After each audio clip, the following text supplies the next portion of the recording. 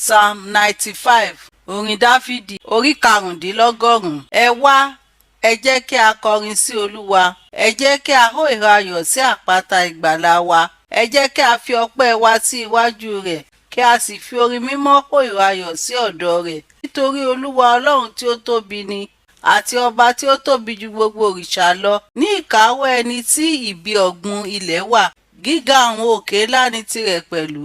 Tirẹ̀ ni òkun, òun ló sì dá, ọwọ́ rẹ̀ ló sì dá iyangbẹ ilẹ̀. Ẹ wá, ẹ jẹ́ kí a wólẹ̀ kí a tẹríba. Ẹ jẹ́ kí a kúnlẹ̀ níwájú Olúwa ẹlẹ́dàá wa, nítorí òun ni Ọlọ́run wa, àwa sì ni ènìyàn pápá rẹ̀ àti àgùntàn ọwọ́ rẹ̀. Lónìí, bí ẹ̀yin ò bá gbọ́ ohùn rẹ̀, ẹ má ṣe ọkàn yín le bíi ti Mẹ́ríbà àti bí ọjọ́ Másà ní aginjù, nígbà tí àwọn baba yín dán mi wò tí wọ́n wádìí mi, tí wọ́n sì rí iṣẹ́ ọwọ́ mi. 40 ọdún tọ̀tọ̀ nínú mi fi bàjẹ́ sí ìran náà. Mo ní ènìyàn tí ó ṣìnà ní ọkàn ni wọn kò sì mọ ọ̀nà mi.